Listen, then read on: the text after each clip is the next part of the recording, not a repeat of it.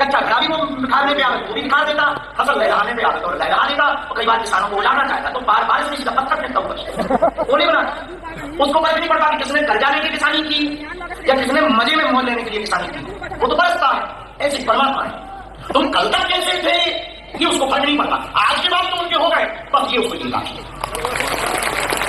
अब तुम कौन हो, कहां से आए, क्या हो, इससे उन्हें कोई लेना देना नहीं। तो हनुमान जी के बालाजी के हो गए बस। हाँ बन गए तो बन गए, उनके बन जाओगे तो बन जाओगे, वरना बन ही जाओगे। उनके बन जाओगे तो कुछ बन जाओगे, वरना बन ही जाओगे। भगवान के बन जाओगे तो कुछ ठीक ठाक अच्छे लेवल पर पहुंच जाओगे, बन जाओगे, वरना बन ही जाओगे, जंगल जाओगे, धरती बढ़ाओगे।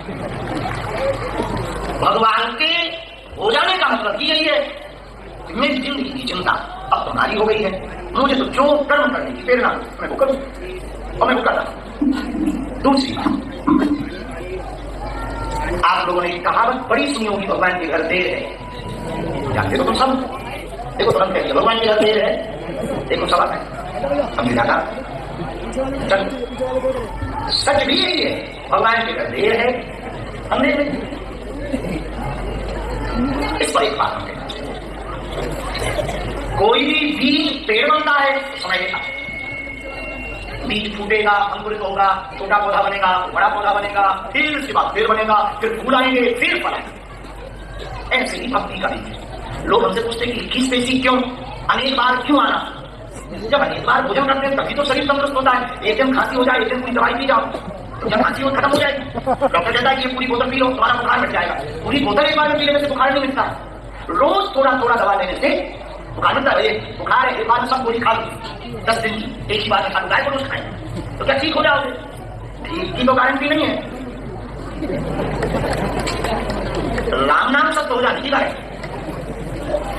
तो डॉक्टर दवा देगा, ये दवा है थोड़ा थोड़ा खाइए, रोज ये डोज लीजिए, सुबह और शाम ठीक हो जाए। ऐसे ही बालाजी की कृपा, महीना 2 महीना में एक बार उनको करवाते रहिए कि हम हमारे पास हैं तो हमारी स्वामी हो, सेना भेज देना, कृपा कर देना, काम समझ कर देना।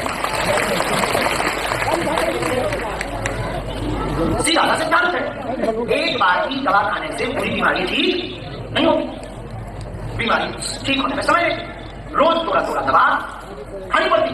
ऐसे ही बालाजी की कृपा, थोड़ा भजन करेंगे, थोड़ा फिर भजन करेंगे, परिक्रमा करेंगे, भजन करेंगे, यहाँ बैठेंगे तो भजन करेंगे, बच्चा के चक्कर में भी भजन करेंगे, आरती करने के चक्कर में भी भजन करेंगे, नारियल बांधेंगे भजन करेंगे, अन्नपूर्णा जाएंगे, सीताराम बोलेंगे, आरती में खड़े होंगे भजन करेंगे। जब बार बार भजन करेंगे, कई पेशी में भजन करेंगे, परिक्रमा में भजन करेंगे, 30 पेशी में भजन करेंगे, तो भजन के प्रभाव से जो पाप की कालिक लगी हुई है धीरे धीरे धीरे धीरे धीरे धीरे कटने लगी।